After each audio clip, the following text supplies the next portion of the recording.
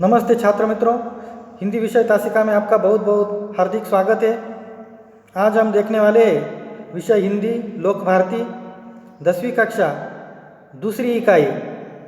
पहला पद्य है वर्ष ही जलद। रचनाकार गोस्वामी तुलसीदास, विधा महाकाव्य अंश। तो देखिए छात्र मित्रों, पहला पद्य दूसरी इकाई का वर्ष ही जलद। वर्ष ही मतलब वर्षा, बारिश, और जलद मतलब जोर से, गतिमान के तौर पर। मतलब वर्षा तथा बारिश गतिमान प्रारूप से इनका बरसना, यह इस पद्य में प्रमुख तौर पर रचनाकार गोस्वामी तुलसीदास जी ने दिया है। तो देखिए, यह जो कुछ पद्य है, यह पद्य सीताहरण के बाद का है। श्री राम लक्ष्मण सीता जी की खोज में भटक रहे हैं। सीता जी के बिना श्री प्रभु रामचंद्र जी का मन बहुत व्याकुल है, और ऐसे वक्त श्री प्रभु रामचंद्र जी कहते हैं कि आसमान में बादल घोर गर्जना कर रहे हैं, और पत्नी सीता के न होने से श्री प्रभु रामचंद्र जी का मन डर रहा है। आकाश में बिजली चमक रही है, और जैसे दुष्ट व्यक्ति की मित्रता जैसी स्थिर नहीं रही थी, वैसा प्रारूप उनका हो चुका है। तो यह जो कुछ पद्यांश है, गोस्वामी तुलसीदास रचित रामचरितमानस महाकाव्य के किष्किंधा कांड से लिया गया है। यह पद्यांश चौपाई एवं दोहा छंद में है। यहाँ गोस्वामी जी ने वर्षा ऋतु में होने वाले परिवर्तनों का सुंदर वर्णन किया है। उन्होंने वर्षा के साथ ही साथ समाज की स्थिति, विविध गुणों दुर्गुणों को भी दर्शाया है। तो देखिए, प्रत्यक्ष तौर पर चौपाई, घन घमंड नभ गरजत घोरा, प्रियाहीन डरपत मन मोरा। दामिनी दमक रही घन माही, खलके प्रीति जथा थिर नाही। वर्ष ही जलद भूमि निहराए, जथा नवही बुध विद्या पाए। बूंद अगात सहई गिरी कैसे, खलके बचन संत सह जैसे। क्षुद्र नदी भरी चली तोराई, जस थोरे हो धन खल इतराई। भूमि परत भा ढाबर पानी, जनु जीवही माया लपटानी। समिटी समिटी जल भरई तलावा, जिमी सद्गुण सज्जन पही आवा। सरिता जल जल निधि महु जाई, होई अचल जिमी जीव हरि पाई। यह चौपाई हुई है। दो दो पंक्तियां लेकर इसका भावार्थ तथा कठिन शब्दों के अर्थ मैं आपको बताऊंगा। तो देखिए, घन घमंड नभ गर्जत घोरा, प्रियाहीन डरपत मन मोरा। दामिनी दमक रही घन माही, खलके प्रीति जथा थिर नाही। यह घन का अर्थ है बादल, घमंड गर्व, घोरा भयंकर, प्रिया यानी कि यह सीता, हीन विना, डरपत डर रहा है, मोरा यानी कि मेरा। दामिनी बिजली, दमक चमकना, माही में, खल मतलब दुष्ट, प्रीति प्रेम, जथा मतलब जैसे, स्थिर मतलब स्थिर, नाही मतलब नहीं। तो देखिए, पहली पंक्ति कि घन घमंड नभ गर्जत घोरा, प्रियाहीन डरपत मन मोरा।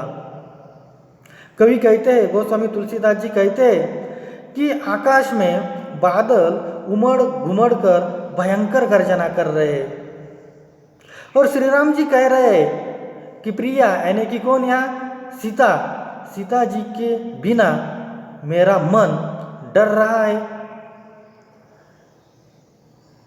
दामिनी दमक रही घन माही, मतलब बिजली आकाश में चमक रही है।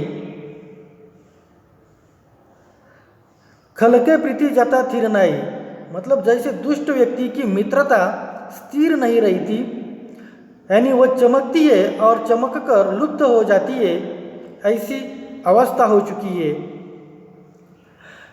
यहाँ सीता के न होने के कारण श्री प्रभु रामचंद्र जी का मन किस तरह से व्याकुल होता है, यह इन पंक्तियों द्वारा दर्शाया है।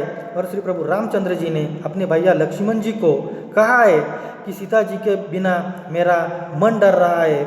ऐसे वक्त में बादल छाए हुए हैं। यहाँ इतना ही नहीं, उनका जो कुछ डरावना प्रारूप है, इससे भी मुझे डर लग रहा है। और जैसे कोई यह दामिनी, यह बिजली जब चमकती है तो इनकी जो कुछ स्थिति है, यह स्थिति देखकर मेरा मन बहुत अस्त व्यस्त हो रहा है। जैसे कोई यहाँ दुष्ट व्यक्ति की मित्रता स्थिर नहीं रहती, वैसा प्रारूप अब हो चुका है। आगे, वर्ष ही जलद भूमि नियराए, जथा नवही बुध विद्या पाए, बूंद आघात सह गिरी कैसे, खल के बचन संत सह जैसे। मतलब या कठिन शब्दों के अर्थ दिए छात्र मित्रों, आप गौर से इसे देख सकते हैं कि वर्ष ही जलद भूमि नियर आए, मतलब बादल पृथ्वी के नजदीक आकर यानी कि नीचे उतरकर बरस रहे हैं। ठीक उसी प्रकार जैसे विद्वान व्यक्ति विद्या प्राप्त कर विनम्र हो जाते हैं। वर्ष ही जलद भूमि नियराए, जथा नवही बुध विद्या पाए, मतलब बादल पृथ्वी के नजदीक आकर नीचे उतरकर बरस रहे हैं। ठीक उसी प्रकार जैसे विद्वान व्यक्ति विद्या प्राप्त कर विनम्र हो जाते हैं। और आगे देखिए, बूंद आघात सही गिरी कैसे, खल के बचन संत सह जैसे। बूंदों की चोट पहाड़ों पर पड़ रही है। बूंद आघात सही गिरी कैसे, मतलब बूंदों की जो कुछ चोट है यह पहाड़ों पर पड़ रही है। पहाड़ बूंदों के प्रहार को इस प्रकार शांत भाव से सह रहे हैं कि जैसे संत पुरुष दुष्टों के कटु वचनों को सह लेते हैं। तो यहाँ देखिए, वर्षा यानी कि वर्षा या बादल मतलब यह विद्वान का प्रतीक है, पर्वत संत का प्रतीक दिया गया है और बूंदे दुष्ट का प्रतीक दिया गया है। जैसे मैंने अभी आपको बताया कि यह जो कुछ बूंदे हैं यह पर्वत पर पड़ती है, तो बूंदों का जो कुछ आघात है यह पर्वत सह लेते हैं। मतलब पर्वत का प्रारूप या संत का है और बूंदों का या दुष्ट का है। जैसे बूंद पड़ते हैं तो पर्वत को उसकी तकलीफ झेलनी पड़ती है। इस तौर पर आगे, क्षुद्र नदी भरी चली तोराई, जस थोरे हु धन खल इतराई, भूमि परत भा ढाबर पानी, जनु जीव ही माया लपटानी। यह कठिन शब्दों के अर्थ देखिए, क्षुद्र छोटी, भरी भरकर, इस तरह से है। आप गौर से देख सकते हैं, पढ़ सकते हैं। तो देखिए, क्षुद्र नदी भरी चली तोराई, मतलब छोटी नदियाँ वर्षा के जल से भरकर अपने किनारों को तोड़ती हुई आगे बढ़ती जा रही है। जैसे मामूली धन पाकर भी दुष्ट लोग इतराने लगते हैं। दुष्ट लोग इतराने लगते हैं मतलब यानी कि वह मर्यादा का त्याग कर देते हैं। पृथ्वी पर गिरते ही पानी गंदला हो गया है, मानो प्राणी से माया लिपट गई हो। यह इसका प्रमुख तौर पर भावार्थ है। यहाँ नदी दुष्ट का प्रतीक है, बारिश का पानी क्षुद्र जीव का प्रतीक है, मलिन स्थल यानी कि माया का प्रतीक है। आगे, समिटी समिटी जल भरही तलावा, जिमी सद्गुण सज्जन पहियावा, सरिता जल जलनिधि महु जाई होई, अचल जिमी जीव हरि पाई। समिटी समिटी मतलब समेट समेट कर, जल मतलब पानी, बरही भरता है, तालावा मतलब तालाब। तो देखिए, यह वर्षा का पानी एकत्र होकर तालाबों में भर रहा है। समिति समिति जल भर रही तालाब मतलब वर्षा का पानी एकत्र होकर तालाबों में भर रहा है। जैसे एक एक कर सद्गुण सज्जन व्यक्ति के पास चले आते हैं।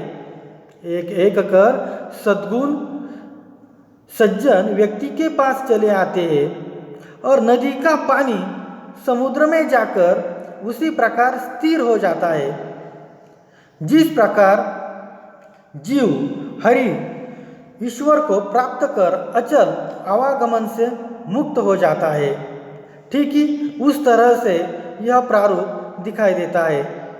मतलब यह तालाब सज्जन का प्रतीक है, नदी का पानी जीव का प्रतीक है और समुद्र या ईश्वर का प्रतीक माना है।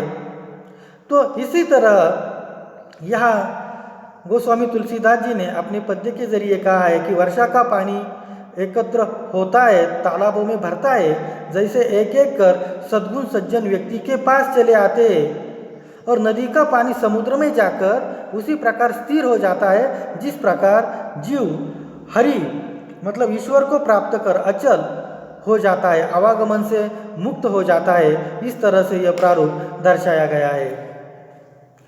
आगे हरित भूमि दोहा है यह। हरित भूमि तृण संकुल समुझी पर ही नई पंथ, जिमी पाखंड विवादते लुप्त होई सदग्रंथ।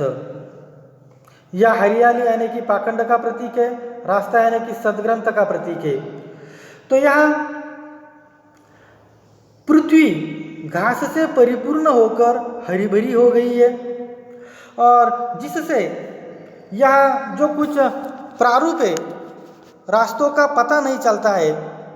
यह दृश्य ऐसा लगता है जैसे पाखंडी के पाखंड भरे मत के प्रचार से सदग्रंथ लुप्त हो जाते हैं, मतलब अच्छे ग्रंथ लुप्त हो जाते हैं। इस तरह का प्रारूप यहाँ दर्शाया गया है। तो छात्र मित्रों, आज के लिए एक चौपाई और एक दोहा, बस इतना ही। पद्य का जो कुछ अगला हिस्सा है भाग 2 में लिया जाएगा। तब तक धन्यवाद।